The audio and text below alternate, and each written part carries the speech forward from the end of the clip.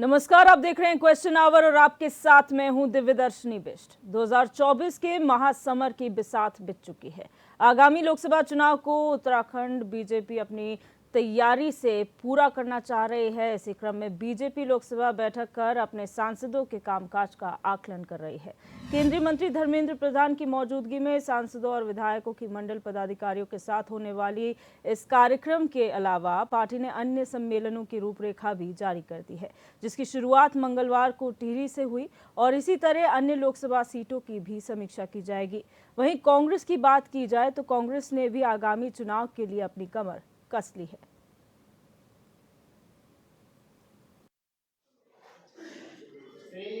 Bharatiya Janata party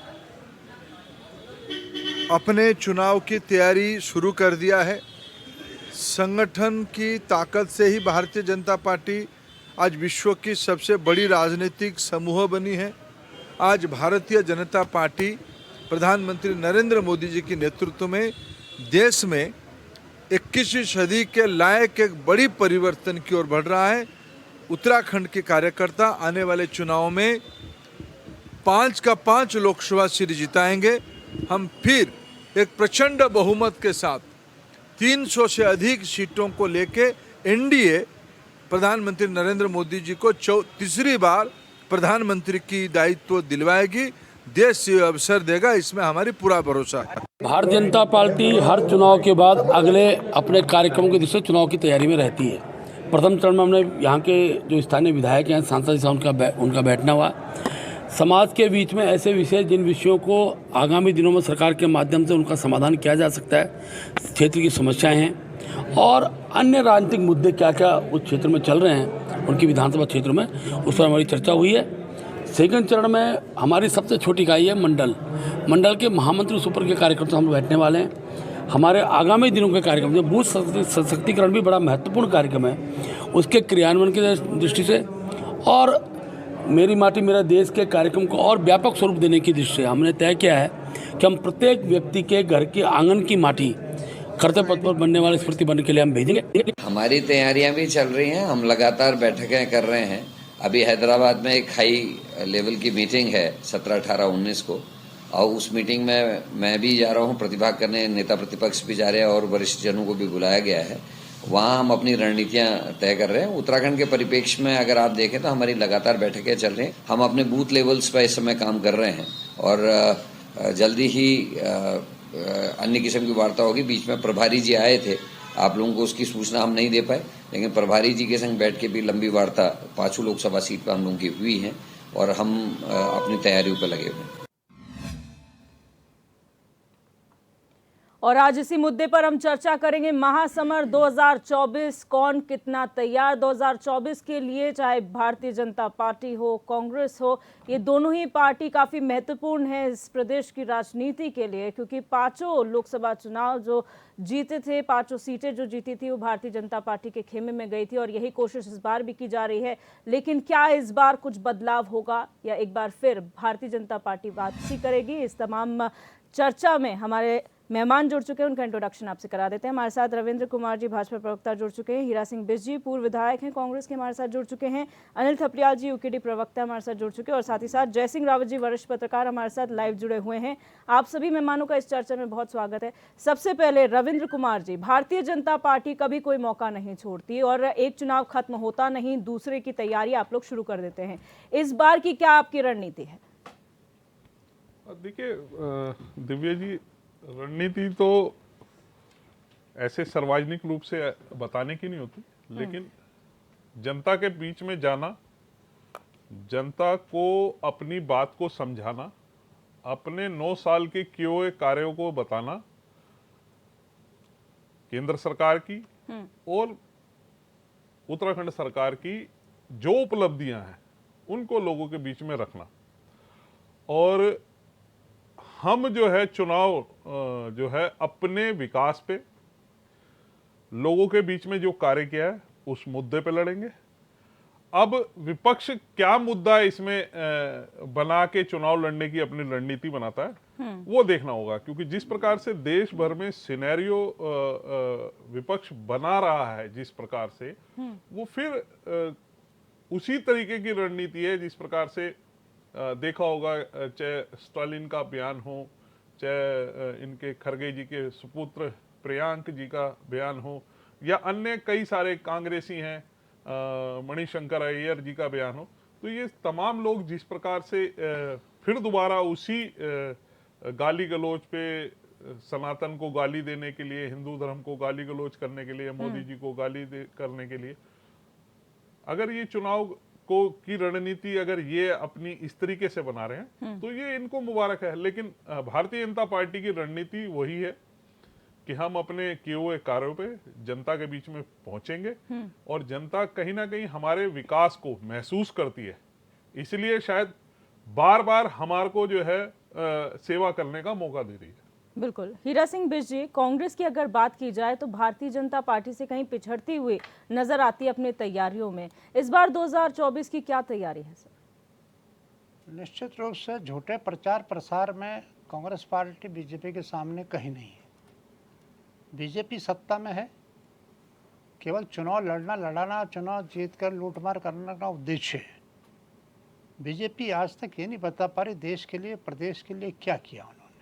कोई नई चीज़ें रोजगार के लिए क्या किया, महंगाई नियंत्रण के लिए क्या, पहाड़ों से प्लान के लिए क्या, नया उत्तराखंड राज्य किया, इसमें कितने कारखाने लगे, कितने उद्योग लगे, कितने लोगों को रोजगार दिया। तो खाली स्थान तो आपसे नियुक्तियां होने रही हैं। तो केंद्र में तो जो हो रहा भगवान भरोसे, मोदी के भरोसे ही सारा देश चल रहा, लेकिन मोदी जी ने देश को दिया क्या है? केवल उत्तराखंड के 4 डिफेंस कारखाना प्राइवेट को दे दिया, सर्वे ऑफ इंडिया प्राइवेट को दे दिया, FRI प्राइवेट को दे दिया, ONGC प्राइवेट को देने की बात हो रही है, हेडक्वार्टर शिफ्ट करने की बात हो रही है, रेलवे बेच दिया, एयरपोर्ट बेच दिए, बंदरगाह बेच दिए, कोल इंडिया बेच दिया। तो बहुत उपलब्धियां हैं बीजेपी की। अब जनता को तो काम चाहिए, उनके हाथों को बेरोजगारों को काम चाहिए, महंगाई नियंत्रित चाहिए, महिलाओं सशक्तिकरण को ताकत चाहिए, लेकिन उस दिशा में तो मैं नहीं समझता कोई काम प्रदेश में या देश में हो रहा। हमारा तो नया राज्य बना, हम तो नए राज्य में कह रहे ठीक है डबल इंजन की सरकार है, भाई बता दो कितना काम है, वो छोड़ो बड़ी योजनाएं। आप सांसद निधि बता ना, 5 करोड़ साल की मिलती है, बताए ना सांसद कहाँ पे खर्च हो रहा है, कोई सांसद बताए? हरिद्वार बताए, टेहरी बताए, पौड़ी बताए, उधर बताए, पिथौरागढ़ बताए कि कहाँ वो 5 करोड़ जा रहे साल के चुनाव के लिए इकट्ठा हो रहा। कोई स्कूल बता दो, कोई स्कूल बनाया, कोई अस्पताल कमरे बनाया आपने, कोई पुल बनाया आपने। अरे ये लूटमार के लिए है। वो जनहित जहाँ सरकार की योजनाओं में देरी होती है, इसलिए सांसद विधायक निधि इसलिए होती है कि जाकर तत्काल उसको कहीं लिंटर गिर रहा है वो कर दिया, कहीं अस्पताल बनना है उसके कमरे बनाने हैं, लेकिन कुछ नहीं है। जब मैं तो कह रही सबसे छोटा काम है, साधारणता इसी को उपलब्धि बता दें वो, बाकी तो छोड़ दीजिए आप। इंडस्ट्री कारखाने लगाने और रोजगार देने, सारा सिडको ठप कर दिया, उत्तराखंड का सब बेच दिया। जो जमीनें तिवारी जी के टाइम पर अलॉट की थी, उद्योग लगे थे, कंपनी आई थी, कारखाने, 3.5 लाख रोजगार मिला था। उस दिशा में किया क्या? हमें तो देश को रोजगार चाहिए, महंगाई पर नियंत्रण चाहिए। ये जो सार्वजनिक उपक्रम कांग्रेस ने बनाए थे उनको बेचने का काम, नीलामी करने का काम, उसमें तो रिकॉर्ड है मोदी जी का और बीजेपी का, उसमें हम कहना नहीं चाहते। बिल्कुल। अनिल थपलियाल जी, आप क्या कहेंगे? यूकेडी की अगर बात की जाए तो कहीं भी खाता खुला नहीं है, लेकिन लोकसभा चुनाव काफी महत्वपूर्ण है। बीजेपी और कांग्रेस अपने अपने स्तर पर तैयारियां कर रहे हैं। यूकेडी का क्या पूरा हाल है इस लोकसभा चुनाव के लिए? देखिए, सबसे पहले तो मैं ये कहना चाहूँगा, लोकसभा चुनाव एक महत्वपूर्ण चुनाव है और शीर्ष पर नेतृत्व करने का चुनाव है।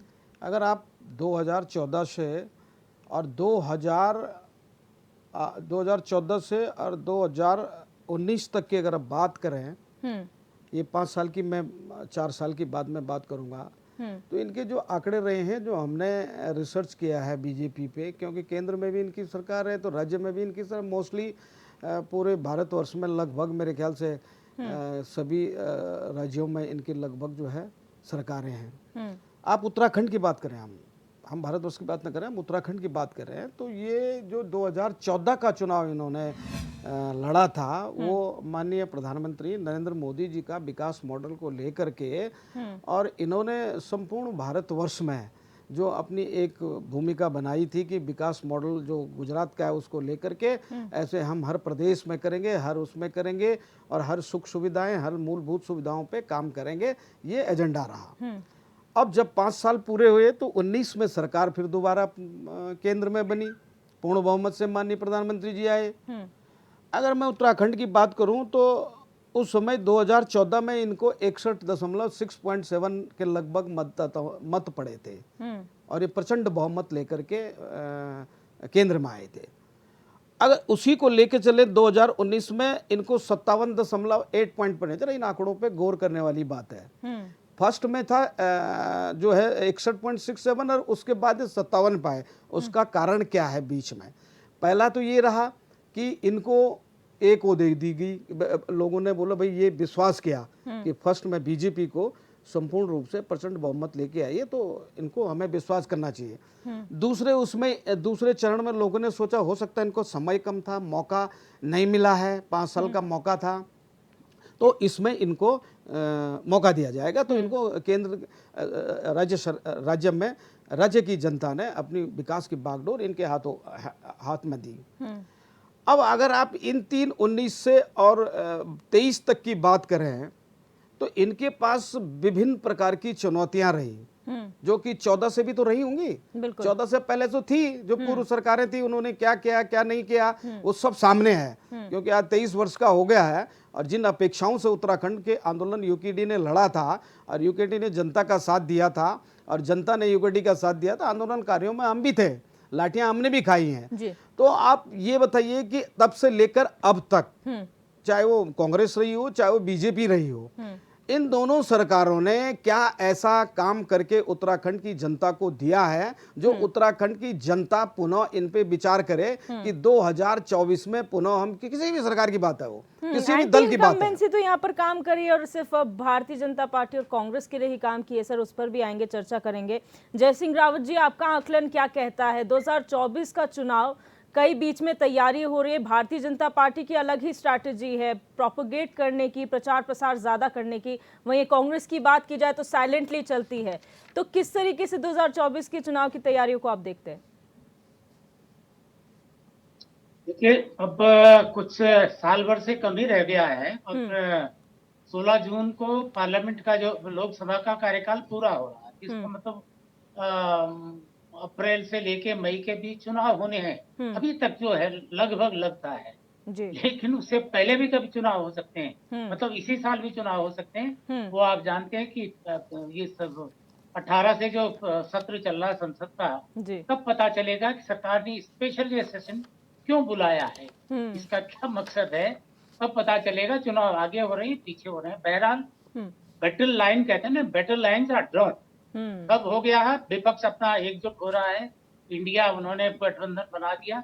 उसका जवाब आपने मास कॉम में पढ़ा होगा, वहाँ एक सब्जेक्ट होता है वो प्रोपेगेंडा। क्योंकि राजनीति में बिना प्रोपेगेंडा तो सबसे ज्यादा महत्वपूर्ण रोल अदा करता है ना। ये छोटे छोटे उसको जो नैरेटिव बनता है, तो वो जैसे अब सनातन वाला आ गया, अब उन्होंने दे दिया, बीजेपी के हाथ में दे दिया वो सनातन वाली बात आ गई।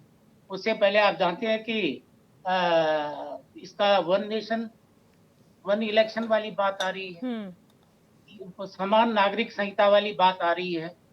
हो सकता है कि महिला आरक्षण बिल का भी रख दें। तो इस तरह से ये क्या है, जो हो ना हो, क्योंकि 1 नेशन 1 इलेक्शन तो इतना आसान है नहीं, उसके लिए संविधान संशोधन है और चीजें भी है, उसमें टाइम लगेगा। लेकिन एक नैरेटिव तो सेट होगा, भाई हम ये करने जा रहे हैं। वही आप भले ही केंद्र में तो ठंडा हो गया, उत्तराखंड में समान नागरिक संहिता जितना बड़ा जोर शोर से चल रहा था वो उतना है नहीं, क्योंकि जितनी जल्दी कह रहे थे उतना आसान है नहीं। ये तो बात आई थी हम जून से समान नागरिक संहिता लागू कर रहे हैं, जून गया, जुलाई गया, अगस्त गया, सितंबर गया, अभी कह रहा है ड्राफ्टिंग बन ही रहा है। लेकिन इन चीजों से नैरेटिव बनता है प्रोपेगेंडा, क्योंकि प्रोपेगेंडा में एक मनोवैज्ञानिक जो प्रचार जो होता है ना, उसके लिए ये सारी चीजें होती हैं। तो ये सारा शुरू हो चुका है। उन्होंने इंडिया बनाया तो उन्होंने कहा इंडिया को ही गोल कर दो। ये president of Bharat invites you G20 में बात हो गई। उसके बाद उससे पहले ही लोकसभा में जो है इंडियन पेनल कोड का, CRPC का, सबका धीरे धीरे भारतीयकरण हो रहा है और सारी चीजें होती है। तो इसीलिए हो रहा है ये सब चुनाव, मतलब चुनाव की वजह से ये सारी चीजें चल रही हैं। लेकिन अभी अच्छा, जहां तक बीजेपी का है, बीजेपी तो बहुत संगठित पार्टी है, जो कैंपेन करती है वो संगठित करती है। और आपने ठीक कहा कि शुरू के चुनाव खत्म होते ही शुरू हो जाते होते हैं, और उसी के आज उसका फल मिलना, बीजेपी को मिलना। बिल्कुल। इसके साथ ही वो मल्टी प्रोन्स जो उनकी स्ट्रेटजी होती है, मल्टी प्रोन्स होती है, उसका बूथ लेवल से लेके वो तैयारी करते हैं, वो सारा होता है। ऊपर से मनोवैज्ञानिक, ये चलेगा अब सनातन धर्म का चलेगा, कुछ और का। जब पिछली बार मुस्लिम यूनिवर्सिटी का चला तो कांग्रेस का भट्टा बिठा दिया। अब पता नहीं सनातन का क्या होता है। तो ये स्थितियां हैं देश के सामने, तो मुद्दे हैं, उत्तराखंड के सामने बहुत सारे मुद्दे हैं, लेकिन ये चीजें ज्यादा चुनावों में ज्यादा काम करती हैं। महंगाई लोग पीछे भूल जाते हैं, बेरोजगारी भूल जाते हैं। जहां तक धर्म का बात आती है या दूसरी उसकी बात आती है, फिर लोग सड़कों पर उतर आते हैं। तो देखते हैं, अभी हमको इंतजार अभी करना चाहिए कि जो पार्लियामेंट का जो विशेष सत्र हो रहा है जी, वो उसका मकसद क्या है, क्योंकि गुप्त ऐसा क्या एजेंडा है कि सरकार को अभी 11 अगस्त को तो पार्लियामेंट का सत्र समाप्त हुआ था जी, अचानक क्यों करना पड़ा। बिल्कुल। हो सकता है सरकार का कोई बहुत बड़ा इरादा हो। बहुत बड़ा इरादा किसके लिए हो, इलेक्शन को देखकर है। तो अंडरस्टूड है इलेक्शन को ही होता है। अब इलेक्शन में क्या करने जा रहे हैं, क्या कोई बहुत बड़ा बिल आने जा रहा है, क्या है ये इंडिया वाला भी इतना आसान है। इसको संविधान संशोधन ही करना पड़ेगा, संविधान संशोधन करना पड़ेगा, वो है। लेकिन वो ये भी है वन नेशन वन, क्योंकि कुछ चुनाव तो अभी 10 राज्यों के चुनाव तो जल्दी होने वाले हैं। हो सकता है उसको कर दे। कुछ 3-4 राज्यों के चुनाव तो वही जून में वैसे भी होने थे उनके साथ, लोकसभा के साथ। 10 राज्यों के और हैं तो अब से लेके जून तक होने हैं, स्टेट्स के हैं, राजस्थान है, मध्य प्रदेश है, उड़ीसा है, मिजोरम है, बस ये है। अब इनके बारे में क्या हो सकता है, वो एक ये भी आ रहा है कि राजनीति में कुछ भी हो सकता है। हाँ, रविंद्र जी, ये भी हो सकता है जितने बीजेपी रूल्ड है स्टेट है सब अब क्या कहते हैं भंग हो जाए, वो सरकार विधानसभाएं भंग करा दे। कम से कम 10-12 तो है ही है, वो 4 एनडीए वाली है, तो 14-15 तो यही हो जाते हैं, बीजेपी के ही हो जाते हैं। तो इसलिए अभी क्या स्थिति होगी, लेकिन बहरहाल तैयारियां दोनों तरफ से चल रही है। तैयारियों में बीजेपी हमेशा ही आगे रहती है। हम तो उत्तराखंड में देख रहे हैं, 2002 में देखा था, हम लिखते थे उस समय, हम लिखते थे कि BJP much ahead of preparation, क्योंकि वो तैयारियां करती है। इनका चाहे पन्ना प्रमुख हो जो हो, सारा तैयारी ठीक है। रविंद्र जी, आप जिस तरीके से always ready, Bharatiya Janata party हर चुनाव के लिए हमेशा तैयार रहती है, लेकिन मुद्दे क्या होंगे? क्या उत्तराखंड में आप लोग रिपोर्ट कार्ड सांसदों का देखेंगे? क्योंकि 5 आपकी लोकसभा सीटें हैं और शुरुआत टिहरी लोकसभा सीट से हुई, जहां पर माला राज्य लक्ष्मी शाह आपकी सांसद हैं। उनसे जब सवाल किया गया कि आप नदारद रहती हैं अपने क्षेत्र से, तो उनका कहना था मैं यहाँ की सांसद हूँ, मेरा क्षेत्र बहुत बड़ा है और हमें अलग अलग जगह भी जाना पड़ता है, क्षेत्र से बाहर भी जाना पड़ता है, इसलिए हो नहीं पाता है। तो क्या ये रिपोर्ट कार्ड्स आपके जो है फाइनल डिसाइड करेंगे 2024 के लिए? देखिए, लगातार टिहरी जो सीट है वो महारानी जी जीत रही हैं। इससे पहले इनके परिवार में ही ये सीट हुआ करती थी, तो ऐसा नहीं है कि काम नहीं हो रहा। अगर काम नहीं हो रहा होता तो शायद जनता नकार देती। जनता अगर भारतीय जनता पार्टी के नेताओं को पसंद करती है, उन्हें जिताती है, तो कहीं ना कहीं वह काम करते हैं, इसलिए पसंद करती है। अभी हमारे माननीय कांग्रेस के प्रवक्ता, हमारे बड़े सीनियर लीडर हैं, बड़ा सम्मान करता हूँ, इन्होंने 2-3 बातें कही। अब मुझे आज भी याद है कि इन्होंने एक बेच दिया करके कहा। मैं बड़े सम्मान के साथ, क्योंकि इन्हें देख के हमने राजनीति शुरू करी इस देहरादून में ही, मुझे आज भी याद है, हम कभी क्योंकि इकलौते यहाँ विधायक होते थे यहाँ पे हमारे क्षेत्र के, फिर उसके बाद कपूर साहब हुए, हम छोटी छात्र राजनीति में होते थे। अगर कोई हमारा बीमार हो जाता था ना यहाँ पे व्यक्ति, अगर किसी को हॉस्पिटल ले जाना पड़ता था, तो फोन कराया करते थे कि दादा एम्स के लिए कर दो, पीजीआई के लिए कर दो। अगर रेल में टिकट करवानी होती थी कि तो दादा टिकट करवा दो, टेलीफोन कनेक्शन दिलवा दो, सिलेंडर का कनेक्शन दिलवा दो। तो इन स्थितियों से कहां लेकर आ गए आज हम। 2014 से पहले इसी डाट मंदिर पे 4-4 घंटे का जाम लगता था। ज्यादा पुरानी बात नहीं है, हर एक को याद होगी, बिल्कुल अच्छे से याद है। अगर आपने दिल्ली जाना है तो अगर किस्मत अच्छी है तो निकल जाओगे, नहीं तो 2.5 घंटे 3 घंटे जाम और 8 घंटे में दिल्ली। आज स्थिति यह है अभी की कि आप 4 घंटे में दिल्ली पहुंच सकते हैं। लेकिन सांसदों का क्या? रविंद्र जी, मैं नहीं, फिर नहीं, आपसे सुन बोलूंगी। लीजिए माला राज्य लक्ष्मी शाह के आपने संदर्भ में बोला है, हम बहुत सारी डिबेटें कर चुके हैं और ये कह चुके हैं, वहां के क्षेत्र के लोग कहते हैं हमें महारानी जी दिखती नहीं है, धरातल पर कहीं नहीं दिखती है। उनके गोद लिए हुए गांव, कितने सांसदों के जो गोद लिए हुए गांव थे, क्या हुआ उनका हाल, अभी तक कोई रिपोर्ट क्लियर नहीं है सर। तो आप तो प्रोपोगेट बहुत अच्छा करते हैं, प्रचार प्रसार बहुत अच्छा करते हैं, तो ऐसा नहीं लगता कि अगर ये चीज बता दी जाती तो बहुत काम आसान हो जाता, जनता के लिए भी और आप लोगों के लिए? नहीं, बिल्कुल जनता के बीच में जाके हम अपने काम बताते हैं और जनता की अगर कोई शिकायत होती है उसे गर्व से सुनते हैं। अगर उनकी शिकायत होती है उसे शिकायत दूर करने का काम भी करते हैं। और देखिए, आप पत्रकार लोग हैं, आप समय समय पे चाहे कोई भी सांसद हो, नेता हो, उससे कठिन से कठिन प्रश्न करने से नहीं डरते और किसी चीज को लेके छुपा नहीं है। अगर हमने काम किया है, जनता उसे महसूस करती है, इसीलिए तो जिता रही। आप बताइए ना, क्या क्या प्रोपगंडा हो जाएगा? आप किसी के दिमाग को बदल सकते हैं? कैसे बदल देंगे? कोई जादूगरी है?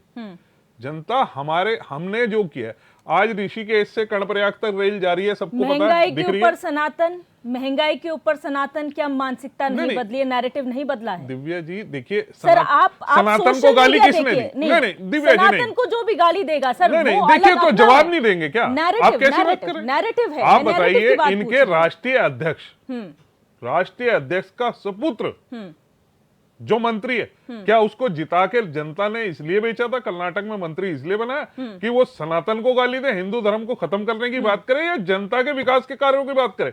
और अगर वह सनातन को गाली देते हैं और अगर क्या हम उनसे प्रश्न भी ना करें?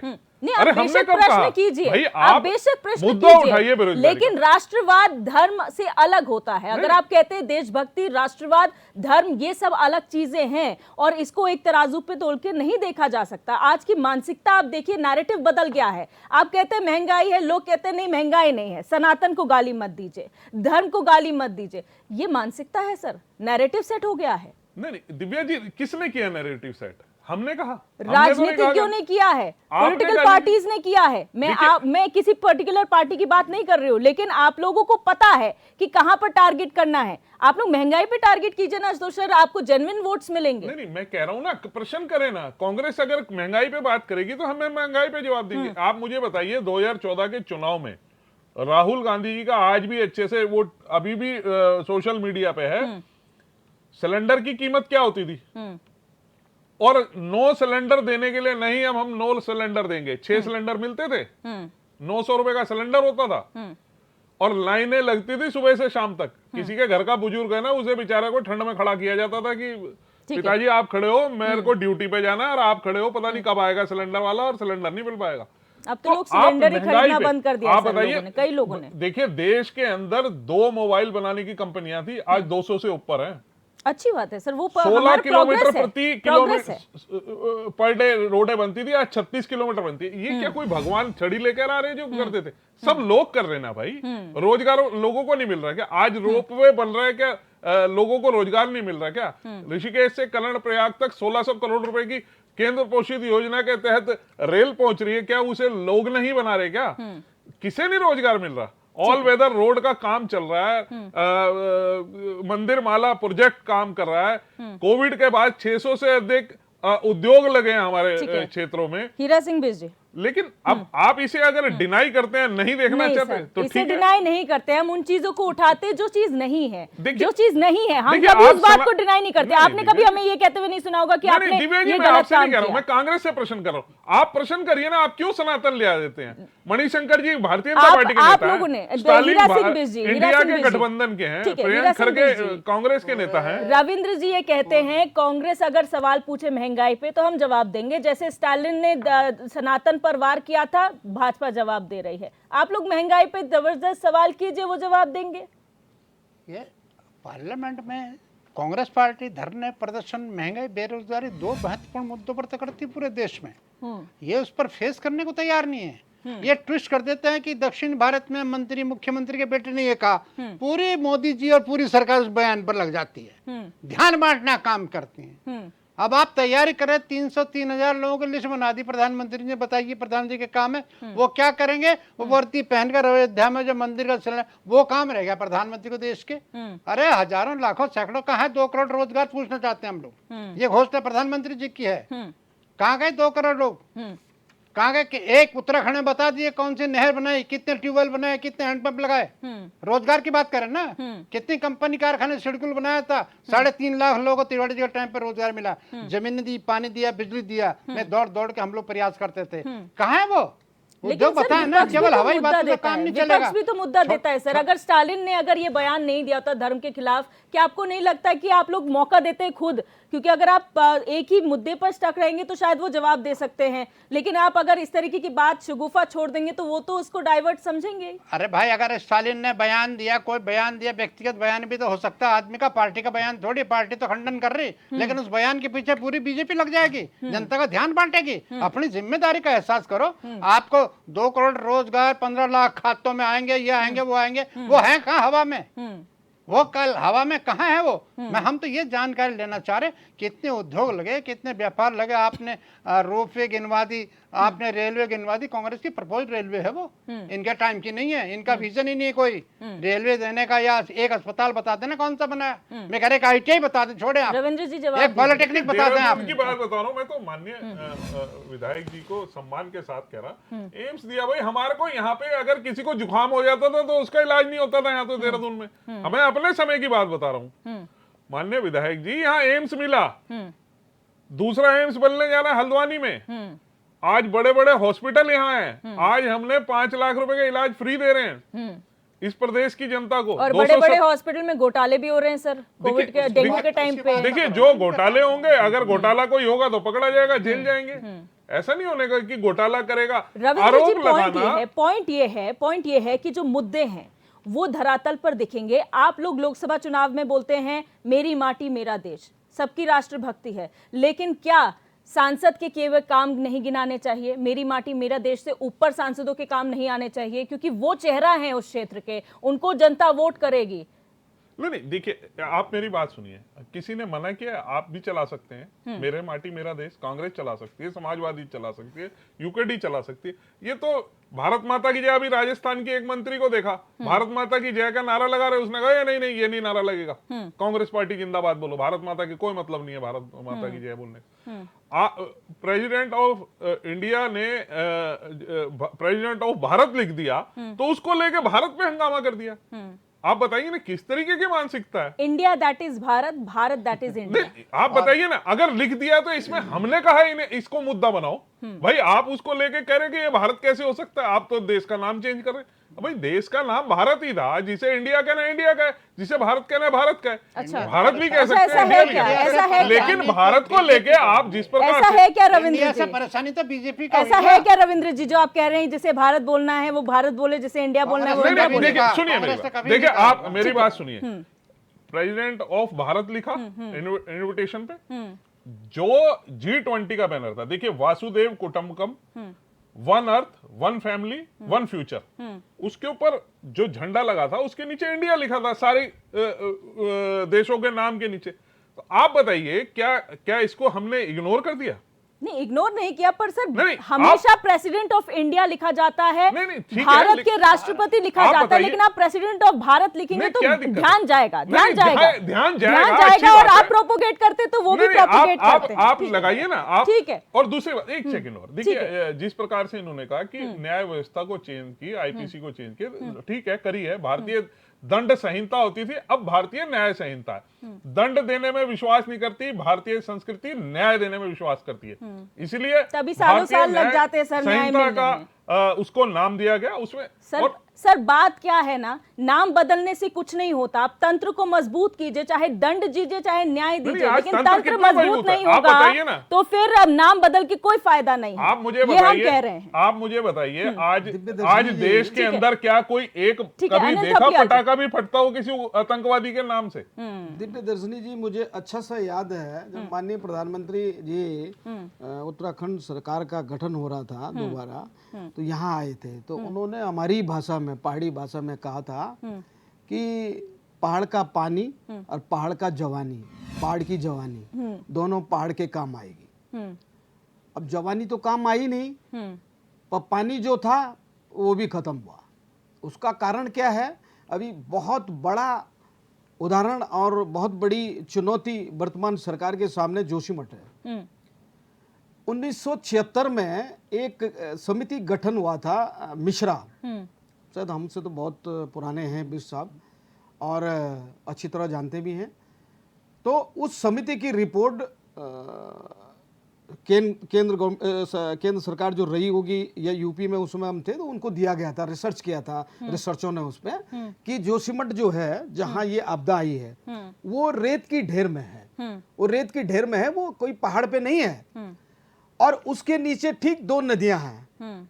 उन दो नदियों का रिसाव बनता है, एक संगम टाइप का है, वो रिसाव बनता गया। और उसी से ठीक 2 किलोमीटर आगे इन्होंने विकास के नाम पे एक एनटीपीसी का प्रोजेक्ट शुरू किया। अब एनटीपीसी का जब इन्होंने प्रोजेक्ट शुरू किया तो उसमें ब्लास्ट होनी शुरू हुई। ब्लास्ट होनी शुरू हुई तो वो कम से कम 1 किलोमीटर 2 किलोमीटर जो लोग बसे हुए थे वो उनकी दीवारें फटने लग गई, क्योंकि वो तो रेत में था। क्या इनके पास 2000 के बाद किसी भी सरकार के पास हो, चाहे वो कांग्रेस हो रही हो, चाहे वो बीजेपी रही हो, और सबसे बड़ा कार्यकाल तो बीजेपी का है ना, हम तो बीजेपी को कहेंगे ना भाई, जो वर्तमान जिसके हाथ में सत्ता है, क्या उसके पास ऐसे वैज्ञानिक नहीं थे जो उस पर रिसर्च कराएं, ऐसे संसाधन नहीं थे? लेकिन अनिल थपलियाल जी, एक सवाल आप लोगों से भी है। यूकेडी से शिकायत इसलिए है क्योंकि कांग्रेस और बीजेपी राष्ट्रीय दल हैं, लेकिन उन्होंने अगर यहाँ पर आकर अपने मुद्दे लाकर वोट हासिल कर सकते हैं, सरकार बना सकते हैं, तो सर जिन्होंने पूरी लड़ाई लड़ी एक पूरा स्टेट के लिए, आप लोगों ने, उत्तराखंड क्रांति दल वहीं से बनी, आप लोग कभी क्यों अपने मुद्दे उतने कठोर तरीके से नहीं रख पाए जनता के बीच में? जबकि आप ही लोग थे जो पहाड़ की जवानी, पहाड़ का पानी की बात करते थे। हाँ, उसके कई कारण हैं और वो मैं सार्वजनिक भी नहीं करना चाहूंगा, लेकिन कुछ कारण हैं जो मजबूती से जो लोग थे हमारे यहाँ, उन लोगों ने भी कुछ चीटिंग की हमारे साथ। हम भी, ऐसा नहीं है, 2 बार सरकार में रहे हैं और 2 बार सरकार में हमारी आवाज भी बुलंद रही है, हमने भी समर्थन दिया है सरकार को। लेकिन उन लोगों ने, जो लोग रहे हैं, उन लोगों ने अपना स्वार्थ सिद्ध किया और वो भी कांग्रेस बीजेपी की तरह इधर से उधर, उधर से इधर करके, कहीं किसी की गोद में बैठ गया, कोई किसी की गोद में बैठ गया। तो यूकेडी का माई बाप कोई ढंग का नेतृत्व रहा नहीं होगा, तो इस कारण रहा। तो अब जब धीरे धीरे जो कार्यकर्ता नए हैं उनको प्रमोट कर रही है बीजेपी, अपना यूकेडी, और यूकेडी प्रमोट कर करके उनको आगे लाने को, जैसे अभी हमारा अधिवेशन है परसों 3 दिन के बाद, हमारे जो सारी कार्यकारिणी भंग हो चुकी है और हम 17 को जो है सितंबर को हमारा वोटिंग है और एक लोकतंत्र की प्रक्रिया को पार करते हुए हम अपने अध्यक्ष का चुनाव कर रहे हैं। क्योंकि कहाँ कर रहे हैं? हमारा अभी गैरसैंण में है, गैरसैंण में अपना समय निर्धारित किया है, 17 तारीख को है। 18 को हमारा अध्यक्ष बन के आ जाएगा, जो भी दिशा निर्देश होंगे हम अगले लोकसभा और 2027 विधानसभा चुनाव के लिए पूर्ण रूप से सक्षम है। हमारे पास प्रत्याशी भी हैं और हम पुराने जो लोग हमसे बिछड़े हुए उनको भी हम ला रहे हैं, उनको भी जोड़ रहे हैं। हम जिन मुद्दों पे हम 1994, 93 और 90 से लड़ते हुए आए हैं, आज भी उन्हीं मुद्दों को लेकर जनता के बीच जाएंगे। लेकिन मैं ये जानना चाहता हूं, यूकेडी अभी तो चलो सक्षम है या नहीं है वो मैं स्पष्ट तरीके से नहीं कहूंगा, लेकिन मैं वर्तमान सरकार से कहूंगा इनके पास तो सारे संसाधन हैं, रोजगार को बढ़ावा दे सकते हैं। आपदा का जो आपदा की चुनौती है उसकी वो तो रविंद्र जी ने सर बता ही दिया था अपने वक्तव्य में। अभी गडकरी जी ने, प्रियदर्शनी जी, गडकरी जी ने 2019 में, मुझे अच्छे से याद है, उन्होंने मंच पे कहा था कि अगर आप 5 साल हमारी सरकार देंगे तो हम 5 करोड़ लोगों को रोजगार देंगे।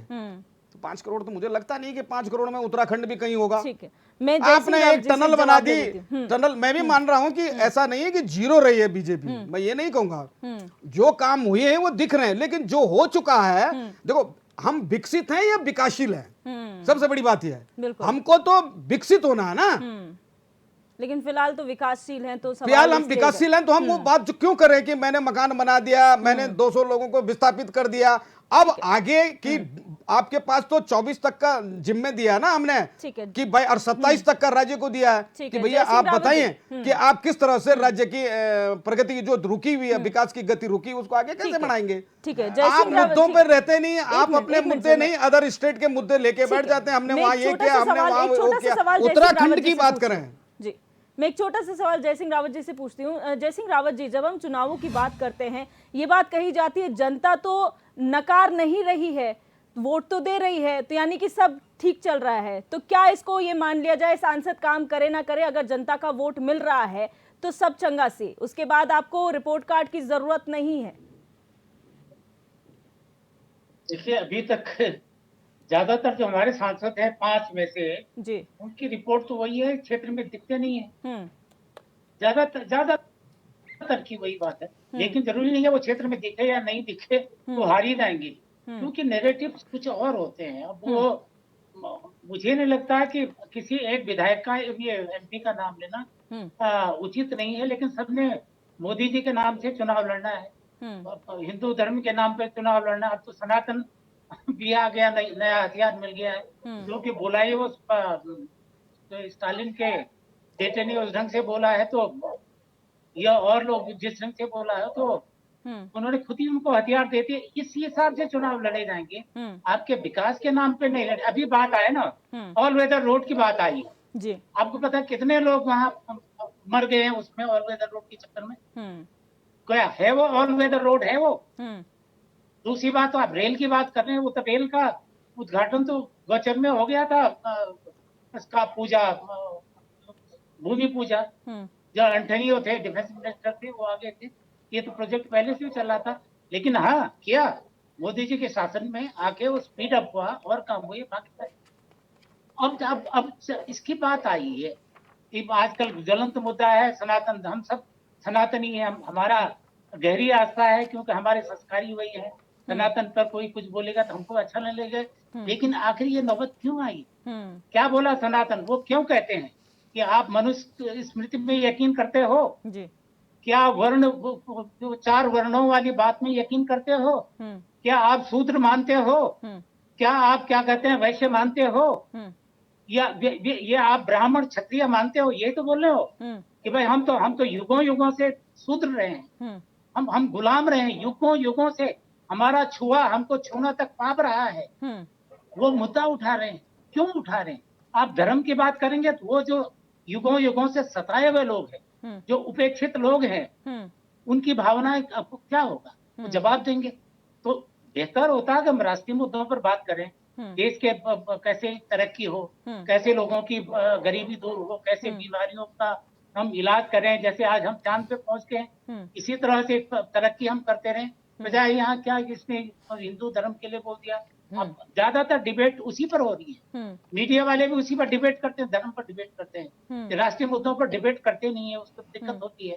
अभी जोशीमठ की बात उठी है, इन्होंने बात ये है इतने सालों से, और ये हम तो 90 के दशक से लिख रहा हूं, मैं आर्टिकल लिख रहा हूं जब से मिश्रा कमेटी, और वो बालू पे नहीं है, डेब्रिस पर है, ऊपर जो मुरैना आता है उस पर है, और उस समय पूरी रिपोर्ट है। मिश्रा कमेटी ने पूरा एक्सपर्ट जितने थे उसका, ये रुड़की वालों से, आपका पानी वालों से, उनको सारे एक्सपर्ट कमेटी से दोबारा जांच कराई जोशीमठ की, और जो अब बात आज आ रही है वो उसके भूमिगत, वो बात उस समय भी आ गई थी।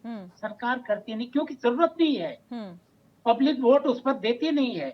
पब्लिक अब इस पे देगी, सनातन धर्म पर देगी, पिछली बार किस पर दी है? मुस्लिम यूनिवर्सिटी पर दी, या कोई ठाकुर के नाम पर देगी, ब्राह्मण के, मतलब आप ये समझे, मतलब समझे बिष्ट, हीरा सिंह बिष्ट जैसा कितना सीनियर लीडर, मतलब हम लोग तो डीएवी कॉलेज में कभी जलवा हुआ, हम तो बहुत जूनियर थे, इतना, जबकि इमरजेंसी के बाद सारे यूपी में कांग्रेसियों का हुआ, सबसे ज्यादा वोट लेने वाले एमपी के चुनाव में हीरा सिंह बिष्ट को मिले। लेकिन आज हीरा सिंह बिष्ट की क्या बकत है? तो ये स्थितियां हैं। तो जब धर्म के नाम पे चुनाव लड़ोगे तो दूसरा जाति के नाम पर, ठीक है, और हमारा समाज बढ़ता मैं जाएगा, कहना बढ़ता चाह रहा हूं जाएगा। जी। जयसिंह जी ने बड़े तथ्यपूर्ण बातें रखी हैं। जी। जोशीमठ के मामले में मैं एक बात कहना, बार बार इस बात को कहता हूं, जब मसूरी में खनन बंद हुआ तो सुप्रीम कोर्ट की रिपोर्ट में है कि पहाड़ों पर डायनामाइट का प्रयोग न किया जाए, मैन पावर से पहाड़ खोदे जाएं, लेकिन नहीं हो रहा। यही कारण है जोशीमठ का मूल कारण। मैं बार बार इस बात को रिपीट करता हूँ। मैंने वो रिपोर्ट पढ़ी है, पढ़ लो ना, सुप्रीम कोर्ट की रिपोर्ट है, जिसमें मसूरी की खाने बंद की थी, चूना खाने, जिसने सारा मसूरी और पहाड़ों का दोहन कर दिया डायनामाइट लगा लगा के। दूसरी बात ये कह रहा, हमारे 5 सांसद हैं, 5 सांसदों की आवाज पार्लियामेंट में क्यों सुनाई दे रही? किसी को सुनाई देती है? सब ऐसे कहना नहीं चाहिए मुझे, गूंगे बहरे। अरे भाई अपने क्षेत्र की आवाज उठाओ। और जो के सांसद चिल्लाते हैं, बैल में आते हैं, काम नहीं होता। क्या काम हो रहा है यहाँ पर? वो आपने केंद्र सरकार की कांग्रेस की योजना गिना दी, एक काम हो गया। अभी मैंने कहा ऑर्डिनेंस फैक्ट्री प्राइवेट को दे दी, 400 लोग निकाल दिए थे। हम धरने पे गए थे, उन्होंने कहा हम ले लेंगे, नहीं लिया आज तक, 400 लोग निकाल दिए। सर्वे ऑफ इंडिया 250 बीघा जमीन पड़ी उसकी, वहां बंद कर दिया, चूंकि कल अडानी का टालिकाएं बननी, वहां बड़े बड़े फ्लैट बनने और कुछ नहीं होना।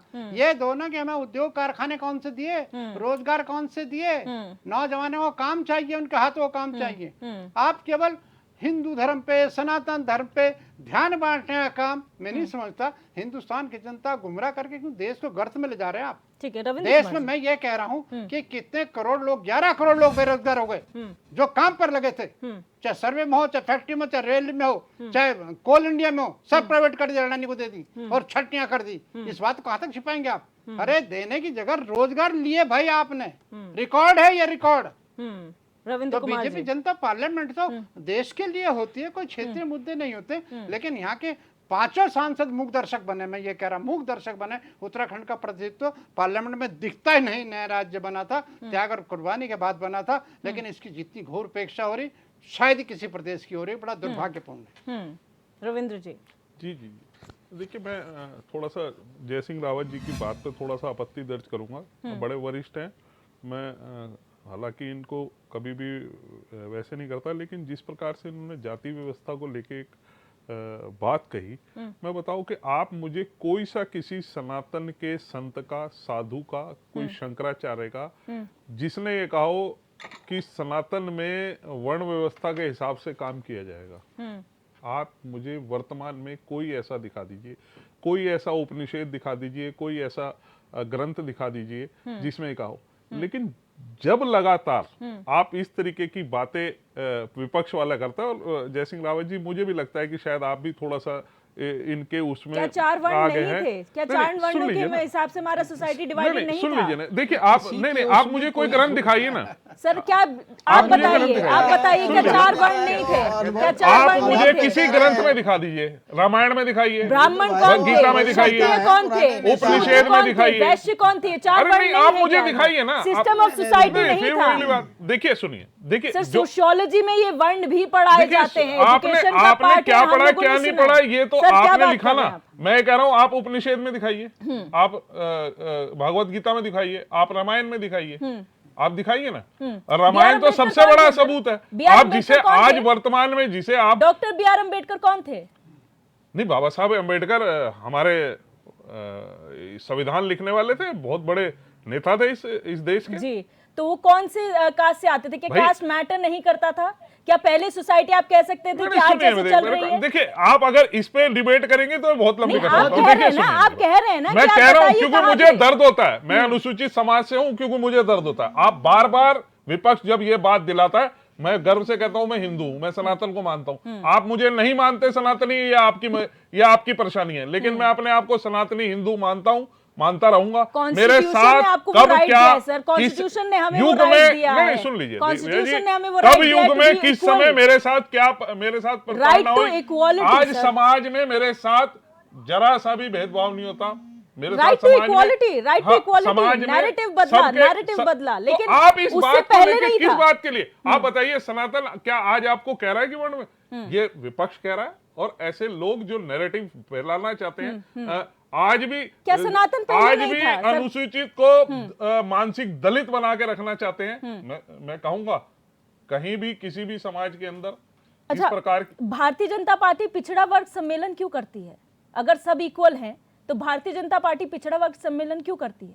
नहीं, तो इसमें सम्मेलन करने में क्या कहता है? अनुसूचित वर्ग का भी तो आप सम्मेलन सबके होता है। सम्मेलन साथ में होता है? कीजिए ना सर, होता सबके है ना, सम्मेलन साथ में सबका कीजिए। सामूहिक रूप से भी होता है। फिर सबका सामूहिक रूप से भी वो होता है। बातें कठिन चलती नहीं, हैं, तो नहीं, आप- नहीं ऐसा नहीं है ना। देखिए देखिए कमाल देखिए आप अगर इस बात पे रविंद्र जी, इस मामले में तो आप मानेंगे कि हम जो व्यवस्थाएं बदली हैं, प्रियदर्शनी, मैं नैरेटिव की बात कर रही divert हो रहा हूँ। है। सनातन नहीं सर, 2024 को लेके डिबेट था और नहीं, मुद्दों पर actually- था। नहीं, अब इनके actually- पास मुद्दे तो है नहीं सर, 24 के actually लिए। क्या नहीं, है? मुद्दे तो तो आप सनातन बता रहे धर्म, हैं ना क्योंकि भाई, आठ आपको मंदिर, सुन लीजिए ना। नहीं, इसके क्योंकि अलावा अनिल और क्या थपलियाल रह जी, गया? आपने जयसिंह रावत जी को सुना, उन्होंने यही कहा कि मुद्दे तो हैं, लेकिन ऐसा लग रहा है कि 2024 का चुनाव सनातन पर लड़ा जाएगा, इसीलिए सनातन का जिक्र आया है, वरना सनातन का देखिए जिक्र सनातन ज्ञान बांटना सनातन कम कर माने दें। सबको साथ लेके चलना, बिल्कुल सबको साथ लेके चलना।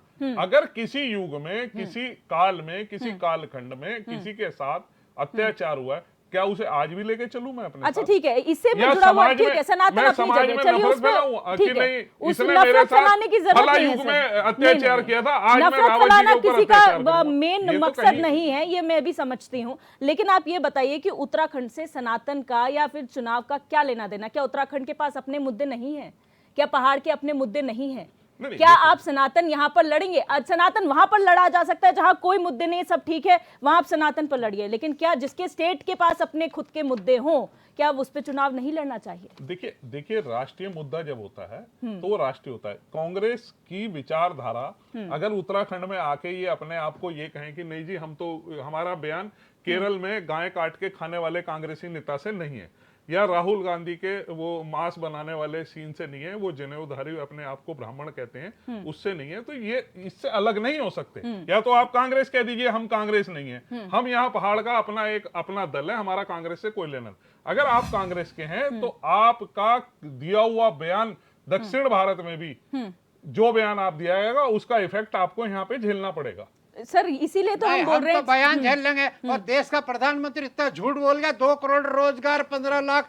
अरे आप पूछो ना, अब वो आप वो बताइए, बयान नहीं था। आप बताइए, आपके नेता हिंदू मुसलमान को लेकर मास्क आप चुनाव बनाते लड़ रहे हुए हैं। आप अयोध्या मंदिर बना वीडियो रहे हैं। बनवा सकते अब हैं। 3000 लोगों की लिस्ट प्रधानमंत्री लेकिन बना रहा है। वो वहाँ वर्दी सदन बना के खड़ा अंदर कर खड़े देंगे। होके बेरोजगारी ये पे मुद्दा नहीं उठा मंदिर सकते। अपनी जगह आप है। मुझे बताइए। यही तो लेकिन बात उससे पहले रोजगार है। कांग्रेस कह रही है कि यहाँ के सांसदों का जो है वहां पर इन्वॉल्वमेंट नजर नहीं आता सदन के अंदर, ये तो कांग्रेस भी कह रही है। लेकिन मेरा सिर्फ छोटा सवाल दोनों ही पार्टियों से है, यानी कि तीनों पार्टियों से है, क्या धर्म को राजनीति में आना चाहिए? क्या आप लोगों के पास अपने मुद्दे नहीं है? आपके अचीवमेंट्स है, कांग्रेस के अपने अचीवमेंट्स हैं, बीजेपी के अपने अचीवमेंट्स हैं। देखिए, दिव्या जी, इस पे धर्म मैं हमारे कहूंगा। लिए गर्व का विषय है। वो अगर गर्व का कोई विषय है। हमारे अगर धर्म के राजनीति ऊपर होती कोई, है। आघात करेगा तो उसे जवाब देंगे। आप क्योंकि दीजिए, धर्म आप मेरे दीजिए, लिए लेकिन गर्व का चुनाव धर्म का पे- हिस्सा बनाइए। देखिए लेकिन अगर देखिए, हमने तो नहीं कहा ना आप हमारे सनातन को गाली दो, आप मेरे सनातन को गाली दो, मेरे आराध्य भगवान राम के बारे में प्रश्न चिन्ह खड़ा करो। भाई मेरी मान्यता है, मैं मानता हूं, आपको मेरा आदर करना पड़ेगा ना। आपको जनता ने चुन के इसलिए भेजा है तो यानी कि आप 2024 हम सनातन को इसी पे गाली मान देंगे। ले, अरे भाई, 2024 आचरण हम भी इसी तो पे होना मान ले। चाहिए। भगवान राम वाला आचरण भी तो होना चाहिए। आचरण आप- रावण आप वाला क्यों देंगे गाली? आचरण कंस वाला है। लेकिन ठीक है, आचरण कहाँ पे? अनिल थपलियाल जी, देखिए, अनिल देखिए, थपलियाल जी, फिर मेरा सवाल वही है कि क्या राजनीति में धर्म आनी चाहिए, पहली बात, और अगर आनी चाहिए तो क्या 2024 हम ये समझ जाएं नहीं आना कि सनातन और धर्म पे लड़ा जाएगा, मुद्दे साइड? नहीं मुद्दे हैं इंपॉर्टेंट। देखो, क्षेत्रवाद की नीति, अगर क्षेत्रवाद की राजनीति करेंगे तो भाजपा भूल जाए कि सनातन हिंदू धर्म, मैं भी हिंदू, कट्टर हिंदू, ब्राह्मण हिंदू हूं मैं, और पहाड़ी हिंदू, शुद्ध हिंदू, बद्रीनाथ का रहने वाला हूं। ब्राह्मण मेरी तो बात राहुल गांधी भी हैं, सुनिए। आप लेकिन वहाँ सनातन मांस धर्म बना मंदिर रहे मठों पे बैठे कब हुए। तक आप लड़ाई मुझे लड़ते बताइए। रहोगे यार?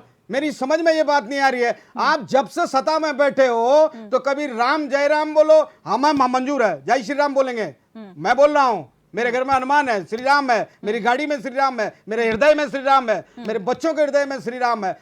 क्या मैं श्री राम भजता रहूंगा दिन भर तो मेरे बच्चों का पेट पल जाएगा या उत्तराखंड राज्य का पेट पल जाएगा? कौन कह रहे हैं भाई आपसे? आप सारा दिन भाई श्री साहब, राम ऐसा जपे। है, देखिए, अपना आप काम लोग करें। धर्म की ठीक है, राजनीति लेकिन न करें। जो श्री राम धर्म के धर्म कार्यों में आना ही बाधा नहीं डालते चाहिए। हैं, जो राजनीति श्री राम करें को तो मानने वाले सकारात्मक लोग हैं, उन्हें राजनीति गाली देते और हैं। देखिए जो सर, श्री देश को राम के अग्रसर करने करने वाले की राजनीति जलूसों करें। के ऊपर एक मिनट, पत्थर आप फेंकते ऐसे हैं, नाच आप करते उसको हुए भी होते कंटेम थे। आप करते नहीं। हर चीज आप को सवाल धर्म से सनातन के जोड़ते बारे हो। में अनिल हमसे थपलियाल हर जी, चीज को धर्म रविंद्र से जी, जोड़ते हो। एक मिनट शांत हो जाइए, शांत हो सवाल जाइए। पूछ रहे हैं। आस्तिक और मैं आपको एक चीज बता नास्तिक दूं। सर, आप किस तो तरीके की आप बात तो है? फल है, आप विकास की बात आपकी कीजिए, आप जड़ रोजगार की RSS बात है यार। कीजिए, शान, शान, आप शान। हमें फल खा रहे गाली हैं। दीजिए, ठीक है, एक मिनट। आप हमारे रविंद्र साथ जी- 100% राम दीजिए। के नाम पर रोटी खा रहे हो, नमक ठीक है। कोसो आप यार। नहीं एक रविंद्र बात जी, नहीं रविंद्र ठीक जी, है, आस्तिक और हम भी हिंदू नास्तिक है, इस हमारी देश में आस्था पहले है, भी होते थे। हम भी ऐसा नहीं मंदिर है कि बनाना आज ही हो चाहते रहे हैं या कोई हमने बयान समर्थन दे दिया, रहा है। जय श्री राम का नारा लगेगा हम बोलेंगे, बद्रीनाथ का नारा लगेगा हम बोले, केदारनाथ का नारा लगेगा हम बोलेंगे। हिंदू धर्म में हम भी हैं, हम ये नहीं कहते हैं कोई हमारी आस्था को ठेस पहुंचाएंगे, हमारी संस्कृति को ठेस पहुंचाएंगे तो हम भी पीछे नहीं हटेंगे।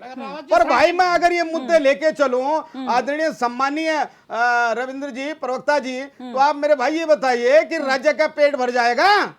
अरे मुद्दों भाई, पे आप बात कैसी करो बात ना। कर रहे हैं? अरे मुद्दे भगवान क्या हैं राम आपके हमारे आराध्य 2024 हैं। के? हम भी पूजा करते हैं, आप कोई सारे दिन 2024 घंटी के थोड़ी ना मुद्दे बजाएंगे। बताइए, क्या ले भाई, जाएंगे अपने जनता काम के समय सामने? में काम टैरिफ करते हैं। कार्ड क्या है? लेकिन आप तो सिर्फ आपका आपसे टैरिफ ही कार्ड ठीक क्या है। है? ठीक है, आप ठीक ये है, बताइए। शान, के शान, ऊपर- रावत जी शान। सर्टिफिकेट बीजेपी से लो ना, उसका भगवान राम बीजेपी का के ऊपर टैरिफ सर्टिफिकेट कार्ड लो। बताइए ना। ठीक है, ठीक है। आप टैरिफ कार्ड बताइए, हम इन मुद्दों पर रविंद्र लड़ेंगे। जी, रविंद्र अरे जी। बागेश्वर अच्छा, मैं के इससे पहले- चुनाव ठीक से है। आपको थपलिया साफ जी। पता लग गया, कांग्रेस का प्रत्याशी इतने बड़े मत से, प्रचंड मत से आपके नियरेस्ट पहुंचा बिना किसी साम दंड भेद के, और वहां तक पहुंचा। जो डिस्टेंस रही है इसका भी हमने आकलन किया है। उसका जीतने का कारण आपका वो सिम कार्ड था, सिंपैथी कार्ड। अगर वो ना होता तो कांग्रेस का प्रत्याशी वहां इस ठीक समय है। विधायक विजयी ठीक है हुआ सर, होता। समय की कमी ये है। तय है। ठीक है, समय की आपने कमी है। केवल सिम रविंद्र- कार्ड और आप जातिवाद की बात करते हो, आप परिवारवाद अरे की भाई, बात आप करते एक हो, मिनट, एक वो मिनट। आपने वहां पर थपलिया जी, परिवारवाद किया। थपलिया जी, प्लीज, आपने समय की कैसे कमी है, समय की परिवारवाद कमी है, किया? Sir, please. प्रियदर्शी, ठीक है, कैसे प्लीज, समय की परिवारवाद कमी किया है। आपने? यदि अगर आपको इतना कॉन्फिडेंस था तो आप उस परिवार अच्छा, को हटा परिवारवाद हो के गया। एक अब मिनट, दूसरे रविंद्र जी, को रविंद्र जी, दे आप देते, discussion में कीजिए। दूसरे को उठा देते, परिवारवाद हो गया। आप दूसरे को प्लीज, उठा प्लीज, देते। प्लीज। उनकी तब था धर्मपत्नी चैलेंज। को ठीक है। टिकट देना ठीक है, नहीं, अब इस पे नहीं जाते, अब इस पे नहीं जाते। केदारनाथ सोना ठीक है। पीतल में बदल दिया, ठीक रातों है। रात पीतल में बदल ठीक है दिया। सर, समय की हजारों कमी है, करोड़ का। समय की इससे कमी बड़ा है। पाप नहीं हो आप सकता। शॉर्ट धर्म में की फाइनल राजनीति कर। न ठीक है, करें। थपलिया जी, आप प्लीज, थपलिया एकदम जी। आप जो बात करनी है मुद्दों ठीक की है, बात ठीक करें, है, ठीक है। उत्तराखंड के मुद्दों ठीक पे है, बात करें। समय की कमी है, मैं बहुत शॉर्ट में, बहुत वन लाइन आपसे फाइनल कमेंट लूंगी और शुरुआत आपसे करूंगी। थपलिया जी, शॉर्ट में फाइनल कमेंट दीजिए। 2024 की तैयारियां क्या लगता है आपको? देखिए, जो मेरा अंत में कहना यही है कि टोटल निष्कर्ष ये है कि 2024 में कोई भी अगर जाता है तो उसके पास, इनके पास, वर्तमान सरकार के पास तो कोई मुद्दे हैं नहीं। तो अब जो मुद्दे थे, वो जितने टैरिफ कार्ड में इनके मुद्दे थे वो खत्म हो गया, ठीक है। उनका चार्ज खत्म हो गया।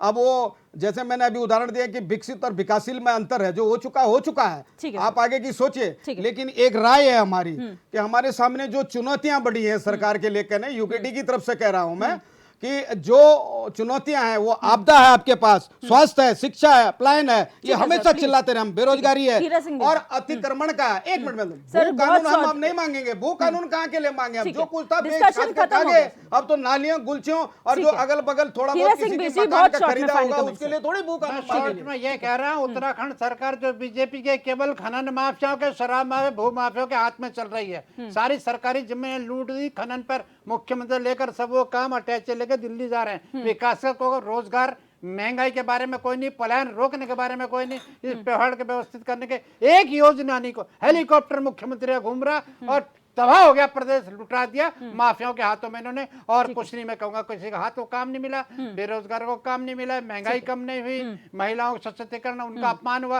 अंकिता भंडारी सर, कितने महिलाओं का अपमान हुआ, उस पर सीबीआई इंक्वायरी कर रहे। हजारों कर्मचारी लगाए, उनको सबको बाहर निकाल दिया, हजारों करोड़ इकट्ठा हुआ, कोई वो दलालों ने थोड़ी खा, ये तो ऊपर मुख्यमंत्री और अधिकारियों तक गया। ऐसी थोड़ी भर्तियां हुई। ठीक है, ये रविंद्र जी। राज्य शर्मिला राज्य, सबसे भ्रष्टतम राज्य में उत्तराखंड पूरे देश में इसकी इमेज गिरी है। ठीक है, रविंद्र कुमार जी, बहुत शॉर्ट में फाइनल कमेंट सर। देखिए, भारतीय जनता पार्टी सदैव से सकारात्मक राजनीति को बढ़ावा देती है, नकारात्मक राजनीति से हमेशा दूर रही है। और कांग्रेस लगातार प्रदेश के अंदर, देश के अंदर नकारात्मक राजनीति करना चाहती है, नकारात्मक झूठ के पुलिंदे के साथ नफरत की दुकान चलाना चाहती है। हम कम मना कर रहे हैं, आप बेरोजगारी उठाइए, आप और अन्य मुद्दों पे बात उठाइए, महंगाई पे उठाइए, सभी तरीके के प्रश्न करिए, लेकिन आप अगर सनातन को गाली देंगे, हिंदू धर्म को गाली देंगे, तो क्या हमारा पूछना फर्ज नहीं होता कि भाई जनता ने आपको चुन के भेजा है, आपको मंत्री बनाया है, आप इस प्रदेश के एक मंत्री बने हैं, आपको विकास के लिए चुना है, आप सनातन को गाली देने के लिए थोड़े चलाएंगे कि डेंगू और एड्स की तरह सनातन है। तो इस तरीके का बयान अगर देंगे तो इसको लेके मेरे मन को जो आहत होती है, मेरे जैसे लाखों करोड़ों हिंदुओं को जरूर आहत होती होगी। अगर आपको नहीं होती तो मुझे नहीं लगता कि फिर ठीक है। आप सब मेहमानों का इस चर्चा में जुड़ने के लिए बहुत बहुत शुक्रिया। आज हमने चर्चा की महासमर 2024, किसकी कितनी तैयारी, मुद्दे या फिर जो अभी ट्रेंडिंग है सनातन या धर्म, सब मुद्दों पर हावी पड़ेगा ये देखने वाली बात है। लेकिन बीजेपी हो या कांग्रेस हो, दोनों ने अपनी कमर कस ली है। उत्तराखंड की बात की जाए तो यूकेडी भी इस बार कह रही है कि तैयारी पूरी है और इस बार मुद्दों से चुनाव लड़ा जाएगा। बहरहाल देखना दिलचस्प होगा कि आगे आने वाले समय में इन तैयारियों का क्या नतीजा होता है। फिलहाल क्वेश्चन आवर में मेरे साथ बस इतना ही। आप देखते रहिए HNN 24/7, जुनून सच दिखाने का।